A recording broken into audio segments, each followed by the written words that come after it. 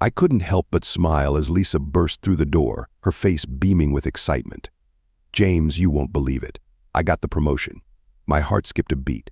It wasn't the news I'd expected, especially considering she'd only been at the firm for a little over a year. Something didn't sit right, but I pushed the nagging feeling aside. "That's fantastic, honey." I pulled her into a hug, trying to match her enthusiasm. "We should celebrate. How about I whip up your favorite dinner tonight?" Lisa's eyes lit up. "Oh, you're the best. But first, let's pop open that bottle of champagne we've been saving." As I headed to the kitchen to grab the champagne, my mind raced. How did she climb the corporate ladder so quickly? Was I just being paranoid? I shook my head, forcing a smile as I returned with 2 flutes in the bottle. "To your success," I toasted, clinking my glass against hers. The bubbles tickled my nose, but the taste felt bitter on my tongue. Over the next few days, I tried to ignore the gnawing feeling in my gut. Lisa seemed happier than ever, regaling me with stories of her new responsibilities and the perks that came with her promotion. I nodded along, playing the part of the supportive husband. A week later, I wrapped up a big project ahead of schedule. Glancing at my watch, I realized I could surprise Lisa by picking her up from work. Maybe we could grab dinner at that new Italian place she'd been wanting to try. I pulled into the parking lot of her office building, a spring in my step. As I approached the entrance, the security guard, a friendly older man I'd met a few times before, greeted me with a smile. "Evening, Mr. James. Here to pick up the missus." "That's right," I replied. "Is she still upstairs?" The guard's brow furrowed. "Oh, I'm afraid you just missed her. She left about half an hour ago with Mr. Thompson, her boss, I believe." My stomach dropped. "Her boss? Are you sure?" He nodded, oblivious to my growing unease. "Yep, saw them leave together. Looked like they were in quite a hurry." I mumbled a thank you and retreated to my car, my mind reeling. Why would Lisa leave with her boss without telling me? And in a hurry, no less. I sat there for what felt like hours, debating whether to confront her or wait for an explanation. Finally, I decided to head home. As I pulled into our driveway, I saw Lisa's car already parked. Taking a deep breath, I stepped inside. "Lisa," I called out, trying to keep my voice steady. In the kitchen, she responded cheerfully. I found her chopping vegetables, hair slightly disheveled and cheeks flushed. She looked up with a smile that didn't quite reach her eyes. "You're home early," she said, a hint of surprise in her voice. "Yeah, I finished up sooner than expected," I replied, watching her carefully. "Thought I'd surprise you at work, but you weren't there." Lisa's knife paused mid-chop. "Oh, I've been here for a while. Tons of paperwork to go through with the new position and all. Decided to bring it home so I could get a head start on dinner." The lie hung heavy in the air between us. I could feel my suspicion deepening, threatening to consume me. But I held back, not ready to confront the possibility that my wife, the woman I loved and trusted, might be deceiving me. I couldn't shake the uneasiness that had settled in my gut since Lisa's promotion. As the days turned into weeks, I found myself constantly on edge, watching her every move like a hawk. It wasn't like me to be so suspicious, but something just felt off. One evening, as we sat on opposite ends of the couch, I glanced over at Lisa. Her face was illuminated by the soft glow of her phone screen, fingers tapping away furiously. She'd been doing that a lot lately, always on her phone. Always with that little secretive smile playing on her lips. "Who are you talking to?" I asked, trying to keep my tone casual. Lisa's head snapped up, her eyes wide for a split second before she composed herself. "Oh, just Karen from work. You know how she is with the office gossip." I nodded, but the knot in my stomach tightened. Lisa used to love sharing those work stories with me, painting vivid pictures of her coworkers' drama. Now it felt like I was on the outside looking in. As the days wore on, the distance between us grew. Our once warm, affectionate exchanges had become stilted and formal. "How was your day? Fine. What time will you be home late at?" Was like living with a stranger wearing my wife's face. One afternoon, I found myself alone in our bedroom, half-heartedly attempting to tidy up. As I moved Lisa's laundry basket, a crumpled piece of paper fell out. I picked it up, intending to toss it in the bin, when something caught my eye. It was a receipt, but not for clothes or groceries. My blood ran cold as I read the words abortion services at the top. The room spun around me as I sank onto the bed, receipt clutched in my trembling hand. The date. I remembered it clearly. Lisa had told me she was visiting her sister that weekend. I'd even spoken to her on the phone, heard the bustle of a busy household in the background. Had it all been a lie? My mind raced, piecing together a horrifying puzzle. The secrecy, the late nights at work, the sudden promotion. And now this. The implications were too painful to consider, but I couldn't stop the thoughts from flooding in. If Lisa had been pregnant, it certainly wasn't mine. We hadn't been intimate in months. I don't remember much of what happened after that. I found myself at a bar, drowning my sorrows in whiskey after whiskey. The bartender eventually cut me off, calling me a cab. I stumbled through our front door well past midnight, my head spinning from more than just the alcohol. Lisa was still up, sitting at the kitchen table with a mug of tea. She looked up as I lurched in, her brow furrowing with concern. "James, are you okay?" I laughed bitterly, the sound harsh even to my own ears. "Am I okay? That's rich, Lisa, real rich." She stood up, reaching out to steady me. "You're drunk. Let's get you to bed, and we can talk in the morning." I jerked away from her touch, nearly losing my balance in the process. Don't pretend you care." "Of course I care," Lisa insisted, but her eyes didn't quite meet mine.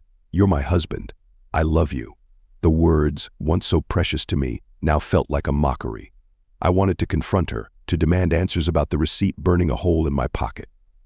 But the alcohol had dulled my senses, leaving me feeling hollow and defeated. "I'm going to bed," I muttered, stumbling towards our room. Lisa didn't follow, and I wasn't sure if I was relieved or disappointed. As I lay in the dark, listening to Lisa moving around downstairs, I made a silent vow to myself. I would get to the bottom of this, no matter what it took. The truth was out there, and I was determined to uncover it, even if it shattered my world in the process. I can't believe I'm actually going to one of Lisa's office parties. I've always avoided them, preferring the comfort of our home to the forced small talk and fake smiles. But this time, something compelled me to say yes when she asked. Maybe it's because I need to see for myself what's really going on. As we walk into the crowded office space, transformed for the evening with tacky decorations and a makeshift bar, I feel Lisa's hand slip away from mine. She's immediately swept up in a sea of coworkers, laughing and chatting like she's in her element. I hang back, nursing a drink and observing. That's when I spot him, Lisa's boss. He's tall, well-dressed, and exudes an air of confidence that makes my skin crawl. I watch as he makes his way through the crowd, stopping to chat with various employees. But his eyes keep darting back to Lisa, and I can see the hunger in them. Finally, he reaches her. "Lisa," he booms, his voice carrying over the din of the party. "There's my star employee." I tense as he places his hand on the small of her back, leaning in close to whisper something in her ear. Lisa giggles, a sound I used to love but now makes me sick to my stomach. She doesn't move away from his touch, doesn't even seem to notice how inappropriate it is. I down my drink in one gulp, the alcohol burning my throat. This is worse than I imagined. It's not just an affair, it's happening right under my nose, in front of everyone. The disrespect is staggering. As the night wears on, I watch Lisa and her boss dance around each other. They're never explicitly crossing a line, but the tension between them is palpable. Every laugh, every touch, every shared glance is like a knife in my heart. By the time we leave, I'm seething with a mix of anger and determination. I know what I have to do. The next morning, over breakfast, I casually mention a business trip I have coming up. Oh, Lisa looks up from her phone, surprise evident in her voice. "You didn't mention that before," I shrug, trying to keep my voice neutral. It came up suddenly. "I'll be gone over the weekend." "The whole weekend?" she asks, and I swear I can see a glimmer of excitement in her eyes. "Yeah, I'll leave Friday afternoon and be back late Sunday night." Lisa nods, her attention already back on her phone. "Okay, we'll have a good trip." As soon as she leaves for work, I start making calls, first to my parents, then to Lisa's family, and finally to our closest friends. I invite them all over for Saturday evening, telling them it's a surprise party for Lisa. But don't breathe a word to her, I insist to each person. I want it to be a complete surprise. They all agree, enthusiastically touched by what they perceive as a loving gesture from a devoted husband, if only they knew the truth. The rest of the week passes in a blur. Lisa seems distracted, often lost in thought or glued to her phone. I pretend not to notice, playing the role of the oblivious husband preparing for a business trip. Friday afternoon arrives, and I make a show of packing my suitcase and saying goodbye to Lisa. "Have a great weekend," she says, giving me a quick peck on the cheek. "I'll probably be working late, so don't worry about calling." I nod, swallowing the bitter taste in my mouth. "Sure, no problem. See you Sunday night." As I drive away, I watch Lisa in the rearview mirror. She's already on her phone, probably texting her boss. I circle the block and park a few streets over, settling in for a long wait. Hours pass. The sun sets, casting long shadows across the neighborhood. The end. Finally, around 9 p.m., a car pulls up in front of our house. It's him, Lisa's boss. I watch as he strides up to our front door, not even bothering to look around. He knocks, and moments later, Lisa answers. She's changed into something more revealing, and the sight of her welcoming another man into our home makes me want to scream. But I don't. I stay put, my hands gripping the steering wheel so tightly my knuckles turn white. I've got my proof now, but it's not enough. Tomorrow, everyone will know the truth. I spend the night at a nearby motel, barely sleeping. When morning comes, I return home, sneaking in while Lisa's still asleep. I hide my car in the garage and spend the day preparing for the evening surprise. As evening approaches, I hear Lisa moving around upstairs, getting ready for what she thinks will be a night alone with her lover. The 7 p.m. sharp, and I answer it, greeting our guests with a forced smile. "Remember," I whisper. "It's a surprise for Lisa. Let's all hide in the living room." Everyone crowds in, giggling and whispering excitedly. I turn off the lights and we wait in darkness. Minutes tick by, feeling like hours. Finally, I hear a car pull up outside. 2 doors slam shut. Footsteps on the porch. The sound of a key in the lock. The front door opens, and I hear Lisa's voice, breathy and excited. "Come on in. We have the whole house to ourselves." Her boss's deep chuckle follows. "Lead the way." Beautiful. I reach for the light switch, my heart pounding. This is it. The moment of truth. The cool evening air did nothing to calm my nerves as I watched our house, waiting. I told Lisa I was leaving town for a business trip, but here I was, about to expose the truth that had been eating away at me for weeks. Right on cue, a sleek black car pulled up. My stomach churned as I recognized Lisa's boss stepping out, straightening his tie before heading to our front door. He didn't even bother knocking, just let himself in like he owned the place. My fists clenched involuntarily. I checked my watch. "Any minute now," James' soft voice called out. I turned to see my mom and dad approaching, concern etched on their faces. Behind them, Lisa's parents wore matching looks of confusion. "Hey," I managed, my voice barely above a whisper. "Thanks for coming." My dad placed a hand on my shoulder. "Son, are you sure about this?" I nodded, unable to find the words. The weight of what was about to happen pressed down on me like a physical force. "Let's go," I said, leading our small group across the street.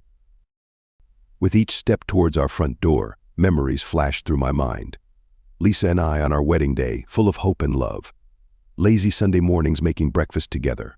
The way she used to look at me before all this started. I paused at the door, my hand on the knob. This was it. No turning back now. I took a deep breath and pushed it open. My parents, Lisa's parents, and our closest friends were right behind me, their anticipation palpable. With a deep breath, I twisted the knob and threw the door open. The scene before us was exactly what I'd feared, yet somehow worse than I could have imagined. Lisa and her boss, tangled in our sheets, our marriage bed. Their eyes widened in shock, mouths agape. The room fell into a deafening silence for what felt like an eternity. James. This isn't Lisa Stamard, clutching the sheets to her chest. Her boss, the man I'd seen her laughing with at the office party, looked like he wanted to disappear into thin air. I heard gasps and muttered curses from behind me. Lisa's mother let out a choked sob. My father's hand gripped my shoulder. A gesture of support I barely registered. "Save it, Lisa," I said, surprised by the calmness in my voice. "I think we can all see exactly what this is." Lisa's boss started fumbling for his clothes, avoiding eye contact with everyone in the room. You should leave," I finished for him, my tone icy. Now he nodded, hastily pulling on his pants and grabbing the rest of his clothes. He tried to squeeze past our audience, but my father blocked his path. "You disgust me," Dad spat, his face contorted with anger. The boss ducked his head and practically ran out of the house. I turned back to Lisa, who was now sitting up in bed, tears streaming down her face. "James, please let me explain. It's not what you think. Not what I think." I laughed, but there was no humor in it. "What exactly am I supposed to think, Lisa?" "That you tripped and fell onto your boss's dick." "James," her mother exclaimed, shocked at my crude language. "I'm sorry, but I think we're well past niceties here," I replied, not taking my eyes off Lisa. "How long?" Lisa wiped at her tears, her mascara smearing across her cheeks. "It was just a few times. It didn't mean anything, I swear." The promotion, I pressed, pieces falling into place. She hesitated, then nodded. "Yes, but, and the abortion?" "Way," a collective gasp from our audience. Lisa's face paled. "How did you?" "The receipt," I said flatly. "Found it in the laundry." Lisa's father stepped forward, his face a mask of disappointment and anger. "You got pregnant by that man." And then he couldn't finish the sentence. "Daddy, please," Lisa begged, reaching out to him. He stepped back, shaking his head. I watched this exchange, feeling strangely detached. I'd expected to feel rage, to feel my heart breaking. Instead, there was just nothing. A vast emptiness where my love for Lisa used to be. "I can't do this anymore," I said, my voice barely above a whisper. "We're done, Lisa. I want a divorce." "No," she cried, scrambling out of bed, wrapped in the sheet. "James, please. We can work this out. I love you." I looked at her. This woman I'd loved for so long and felt nothing but a dull ache. "No, Lisa. You don't. If you loved me, we wouldn't be here right now." I turned to leave, but Lisa grabbed my arm. "James, don't go. Please, let's talk about this." I made a mistake, but I gently removed her hand from my arm. "A mistake is forgetting to pick up milk on the way home. This is a choice, Lisa. A series of choices that you made, knowing full well what it would do to us." Our friends and family stood silently, witnesses to the implosion of our marriage. I could see the pity in their eyes, the shock, the sadness, but I couldn't bring myself to care about their reactions right now. "I'm leaving," I announced, more to the room than to Lisa specifically. I can't be here right now." As I walked out of the bedroom, I heard Lisa collapse into sobs behind me. A part of me expected to break down too, to feel the crushing weight of what had just happened. But the tears didn't come. Instead, there was just a strange numbness, a disconnection from everything around me. I made my way downstairs, ignoring the sounds of commotion from the bedroom. Lisa's cries, her parents' stern voices, my mother's soothing tones. It all faded into background noise. As I reached for my keys, as I stepped out of the house, the cool evening air hit my face. I took a deep breath, expecting it to hitch with emotion, but it didn't. I just felt empty. It had been 2 days since I caught Lisa in bed with her boss. 2 days of silence, of numbness, of feeling like I was living in some bizarre alternate reality. But I knew what I had to do. Without hesitation, I signed the papers and sealed them in an envelope. I called my lawyer and arranged for them to be delivered to Lisa immediately. As I hung up the phone, I felt a strange sense of calm wash over me. My phone buzzed. Lisa's name flashed on the screen. I didn't even pause before hitting block contact. She was dead to me now. I spent the rest of the day methodically erasing Lisa from my life. I blocked her on all social media platforms, deleted her contact information, and removed every trace of her from my phone. It felt oddly satisfying, like I was cleaning out years of built-up grime. That night, as I lay in bed, I expected to feel something: anger, sadness, regret. But there was nothing, just a hollow emptiness where my love for Lisa used to be. The next morning, I woke up to a flood of missed calls and messages from our mutual friends. They all said the same thing: Lisa wanted to talk, to explain, to make things right. I deleted every single one without reading them. At work, I threw myself into my projects with renewed vigor. It was easier to focus on spreadsheets and meetings than to dwell on the ruins of my personal life. My phone buzzed again. This time it was Lisa's sister. "James, please," her voice message pleaded. "Lisa's a mess. She knows she screwed up, but she loves you. Can't you at least hear her out?" I deleted the message and blocked her number too. Days passed. I fell into a new routine: work, gym, home. No more morning walks with Lisa. No more sharing breakfast. It was just me now, and surprisingly, I was okay with that. One evening, as I was leaving the office, I ran into Tom, one of our closest couple friends. "James, man," he said, his face a mask of concern. "How are you holding up?" I shrugged. "I'm fine, Tom. Really." He looked skeptical. "Lisa's been trying to reach you." I cut him off. "I don't want to hear it, Tom. It's over. I've moved on." "Just like that?" he asked, incredulous. I nodded. "Just like that." As I walked away, I realized it was true. I had moved on. The pain was there, buried deep, but it no longer controlled me.